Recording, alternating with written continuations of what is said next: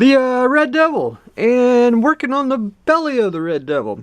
Last I left off, I basically getting the arrestor hook on, getting the I call them the arms for the armament, getting them on, basically doing sub-assemblies for the missiles, the fuel tanks, the rear fins, and I'm adding the little odds and end pieces that go on the bottom. There's some of them I'm going to omit, as in I believe they will break off real easily, and I don't think it'll hurt the effect of the plane itself.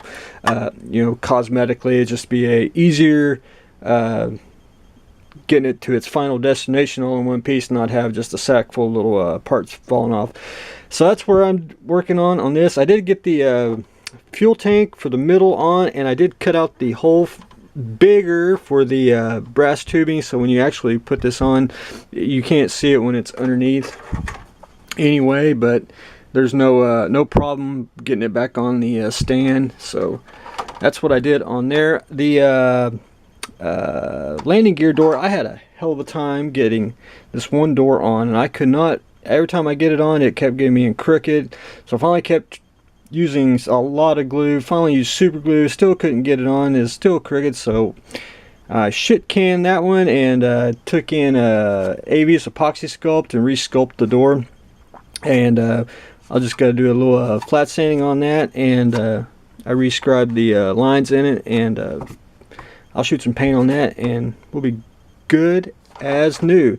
That's about the only thing I really had to modify on that, but it's taking shape. I'm not going to actually put all the missiles on the Red Devil, because a lot of people believe that you get you're supposed to get like a bunch of just a bunch of armament that goes on it, and it's not necessarily. You can basically make this in different configurations of missiles and everything that you want on it. So I'm going to do a little bit of a balance. I'll have most of it on, but in a moderate reason, and I'll show everyone once I get to that stage. So stay tuned for that. And for the build for others, we're going to start, I'm going to start the Monogram SR71 72nd scale. This is a kit from the 80s, and then I'm just going to build this as a standard SR71 with aftermarket decals, but we are not going to do the drone that goes on top. That'll probably be a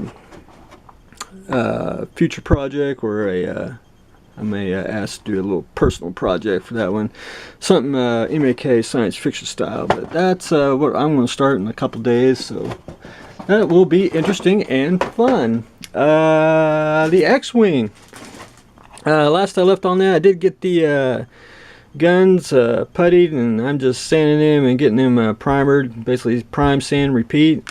The fuselage, I did get it puttied and I got it sanded. As you can see, there's a indentation all the way on the fuselage. I'm going to go back in today and put in some more red putty and just putty sand, and then once I build it up, then I'll be able to basically prime the whole thing. Starting to fix the back engine. Basically what it is, took ABS epoxy sculpt, getting the contour of the engine, and then I'll take a little bit more and go back in and just rescribe the detail on the engine on the outside, and it'll be really close, and that's the easiest way I know how to do it, and looks nice. So that's what I got so far on the X-Wing. The David, I got it all primered up to a point, and all I lack is actually putting on the propeller and the little steering wheel. The steering wheel goes in here. The instructions say to use this part right all the way here, and for the steering wheel I'm probably going to use some styrene rod and just glue it on, and I think it'd be easier and much more sturdier, and won't have to won't be fragile. So that's where I lack on that, and hopefully I can have it painted at least by next week. I'm just itching to paint and trying to not hurry up, but you know how it is when you just want to see it finished. Earth versus the Flying Saucer. Now for a skill level 1 kit, it's basically, that's 2 pieces. Had it glued and right about around the edge.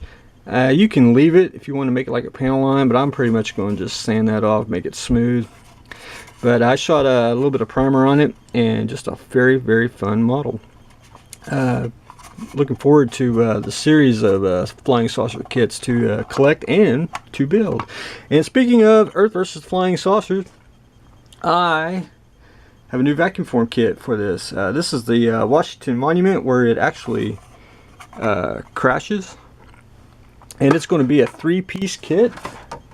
So you get 1 sheet, 2 sheet, 3 sheet. And these will run $15, and it will be available at bradhareproduction.com in the store section. And also, since I'm here on talking about new vacuum form kits, this is the 1/2500 scale Keldon style conversion kit to convert your 1/2500 Cardassian Gaylord ship into a Keldon class conversion. Just a simple 1, 2, 3, 4, 5 piece little set there, and you make yourself a nice little ship just to accentuate your fleet. And that conversion kit is also available at bradhareproduction.com. So that's what I got going on today. Hopefully I'll get a little more accomplished, because I did take a couple days off because we were having some nice weather around here. But right now I got the Washington Monument for the Earth versus the flying saucers. Got the Keldon conversion available at bradhareproduction.com. We are priming up the David, doing the X-Wing, putty, sand, repeat, and we are working on the Red Devil. So stay tuned for the next exciting episode.